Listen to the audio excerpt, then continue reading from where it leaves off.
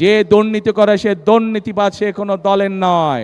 আমরা সিদ্ধান্ত গ্রহণ করেছি 2001 সালে খালেদা জিয়া যেভাবে কঠোর হস্তে দুর্নীতি দমন করে বাংলাদেশকে সেই দুর্নীতির তকমা থেকে বের করে নিয়ে এসেছিলেন, ঠিক একইভাবে দুর্নীতিকে আমরা কঠোর হস্তে দুর্নীতির লাগাম আমরা ইনশাল্লাহ আগামী বিএনপি সরকার টেনে ধরবে। অর্থাৎ দুর্নীতি এবং আইন শৃঙ্খলা এটির সাথে কোনো কম্প্রোমাইজ নেই। যে দুর্নীতি করে সে দুর্নীতিবাজ, সে কোনো দলের নয়। যে আইন শৃঙ্খলা ভঙ্গ করে মানুষকে কষ্ট দেয় সে কোনো দলের হতে পারে না, সে অপরাধী। কাজে আইন এদের ক্ষেত্রে আইনের গতিতে চলবে। প্রিয় ভাই বোনেরা, বক্তব্যের শুরুতেই আপনাদেরকে বলেছি আমি, বিএনপি এই মুহূর্তে একমাত্র দল যাদের অভিজ্ঞতা রয়েছে দেশ পরিচালনা করার।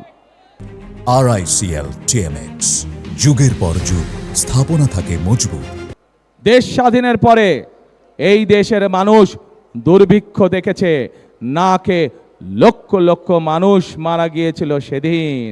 শহীদ রাষ্ট্রপতি জিয়াউর রহমান দেশ পরিচালনার সুযোগ পাওয়ার পর এই দেশ শুধু দুর্ভিক্ষ মুক্তই হয়নি, বরং এই দেশের খাদ্য উৎপাদন দ্বিগুণ হয়েছিল।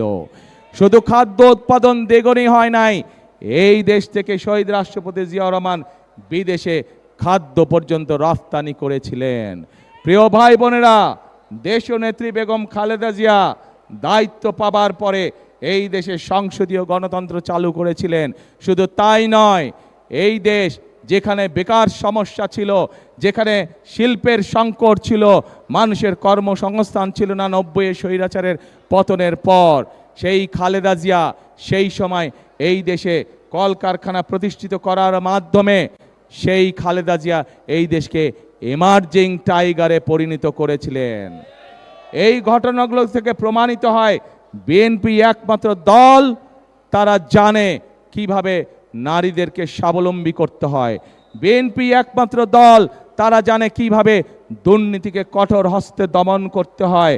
বিএনপি একমাত্র দল তারা জানে কিভাবে আইন শৃঙ্খলা পরিস্থিতির নিয়ন্ত্রণ করতে হয়। বিএনপি একমাত্র জানে কিভাবে দেশে বেকার যুবকদের জন্য কর্মসংস্থানের ব্যবস্থা করতে হয়। প্রিয় ভাই বোনেরা,